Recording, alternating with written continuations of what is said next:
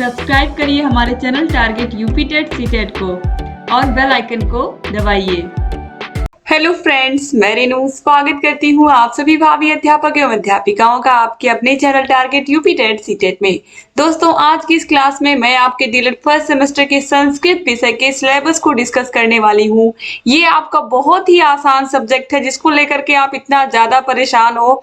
तो आज की इस क्लास में मैं बताने वाली हूँ कि आप लोग क्या क्या पढ़ोगे और कैसे ये सब्जेक्ट 25 नंबर का जो कि है ये बहुत बहुत आसान है और बहुत ही आसान भाषा में बहुत ही अच्छे तरीके से बहुत सरल तरीके से मैं पढ़ाने वाली हूँ, ताकि आप लोगों को चीजें बहुत ज्यादा याद ना करनी पड़े, रटनी ना पड़े, बहुत ही आसानी से आपको ये विषय समझ में आ जाए। तो दोस्तों, सबसे पहले हम देखेंगे कि जो फर्स्ट सेमेस्टर है हमारा, देखिए फर्स्ट सेमेस्टर और फिर थर्ड सेमेस्टर में आपको पढ़ने को मिलेगा संस्कृत। तो फर्स्ट सेमेस्टर में अगर आपने अच्छे से पढ़ा है तो ये आपकी पढ़ाई थर्ड सेमेस्टर में भी काम आएगी, क्योंकि यही सारी चीजें थर्ड सेमेस्टर में भी पूछती हैं। थर्ड सेमेस्टर में कुछ एक्स्ट्रा भी ऐड होगा। तो चलिए देखते हैं क्या क्या चीजें हमें पढ़नी है। तो आसपास की वस्तुओं, पशु पक्षियों के संस्कृत में नाम की जानकारी, यानी कि आसपास की वस्तुओं के नाम, जो हमारे आसपास की चीजें हैं, फलों के नाम, फूलों के नाम, सब्जियों के नाम, पशु पक्षियों के नाम, ठीक है, इन सभी का संस्कृत में नाम, इन सभी को संस्कृत में क्या कहते हैं इसके बारे में हमें पढ़ना होगा। ठीक है, अनाजों के नाम, ये सभी चीजें हम पढ़ेंगे पहले चैप्टर में और ये बहुत बहुत आसान चैप्टर है। हमें आसपास की वस्तुओं को हम संस्कृत में क्या कहते हैं, सिंपल सी चीज है, यही सब पूछेगा। इसके बाद हम दूसरे चैप्टर में संज्ञा, लिंग और वचन की जानकारी लेंगे। तो दोस्तों, आपको पता है कि जो संस्कृत भाषा है हमारी, संस्कृत में 3 लिंग होते हैं और 3 वचन भी होते हैं। जैसे हिंदी में क्या होता है, स्त्रीलिंग और पुल्लिंग होता है, जबकि संस्कृत में नपुंसक लिंग भी होता है। और वचन इसमें क्या होते हैं, इसमें 3 वचन होते हैं, एक वचन, द्विवचन और बहुवचन, जबकि हिंदी में खाली 2 ही होते हैं, एक वचन और बहुवचन। तो इस तरीके से ये पूरा का पूरा चैप्टर हम पढ़ेंगे अच्छे से। इसके बाद देखिए, संज्ञा एवं सर्वनाम शब्दों के सभी विभक्तियों तथा वचनों का ज्ञान।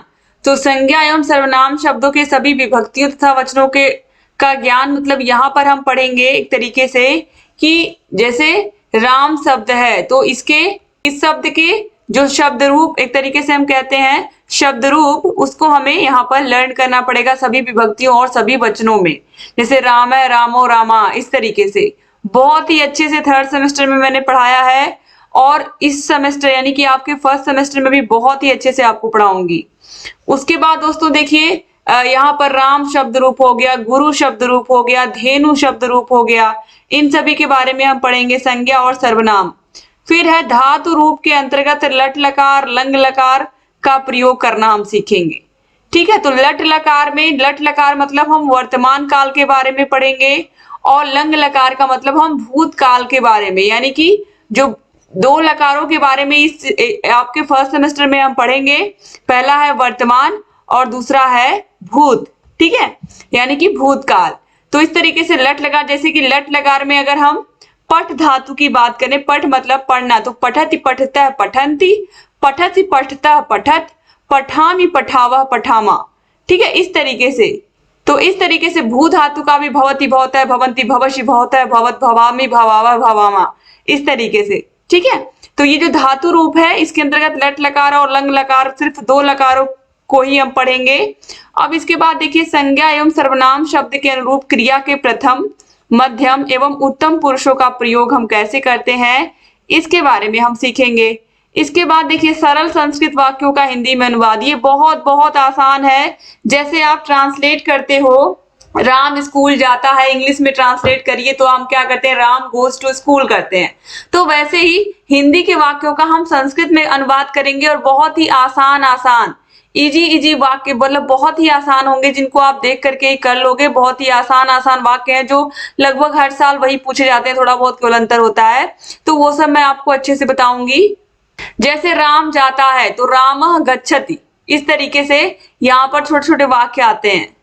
फिर है वंदना एवं नीतिपरक वाक्यों का सस्वर वाचन। तो ये तो बिल्कुल आउट रहता है ये प्रश्न हमेशा, कि जो नीतिपरक वाक्य होते हैं उनको सस्वर वाचन करना और उनका अर्थ लिखना होता है।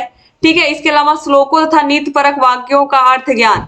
एग्जाम में एक श्लोक पूछता है, कहता है कि कोई श्लोक लिखिए जो इस पेपर में ना आया हो, तो कम से कम 2 श्लोक अगर आप अच्छे से याद करके जाओगे तो ये 2 नंबर आपके पक्के हो जाते हैं।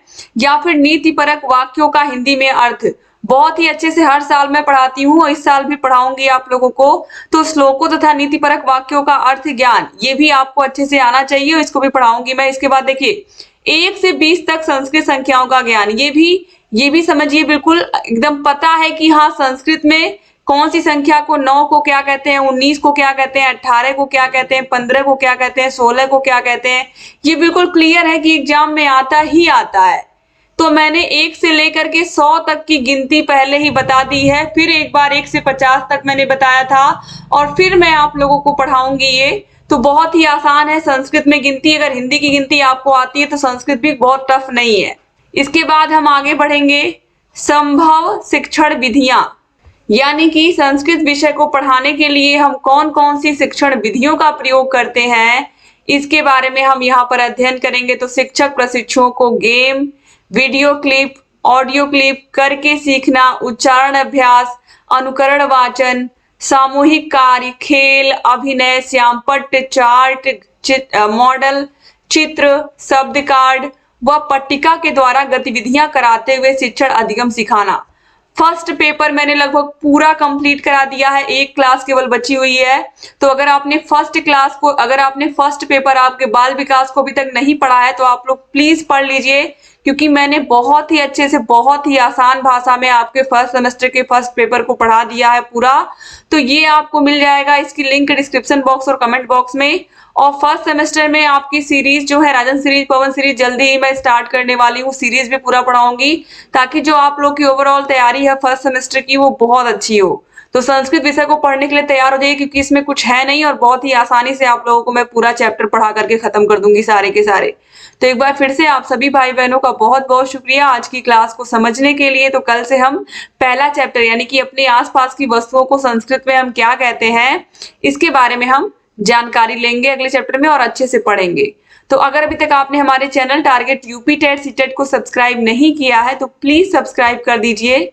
और यहाँ पर देखिए हमारा कांटेक्ट नंबर दिया हुआ है, इस कांटेक्ट नंबर पर कांटेक्ट करके आप हमारे सारे विषयों के नोट्स, सारे विषयों की क्लासेस, सारे विषयों की मास्टर क्लासेस, सारे विषयों के टेस्ट चैप्टर वाइज, सारे विषयों के प्रीवियस ईयर क्वेश्चन पेपर्स, ये सब प्राप्त कर सकते हैं हमारे ऐप की मदद से। हमारे ऐप का नाम है अस्तित्व एकेडमी।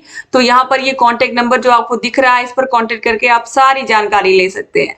एक बार फिर से आप सभी भाई बहनों का बहुत बहुत शुक्रिया क्लास को पूरा देखने के लिए। चैनल से बने रहिए, क्लासेस को लेकर के आती रहूंगी और आपकी जो तैयारी है फर्स्ट सेमेस्टर की उसको बेहतर से बेहतर करवाने की कोशिश मैं करती रहूंगी। जय हिंद दोस्तों।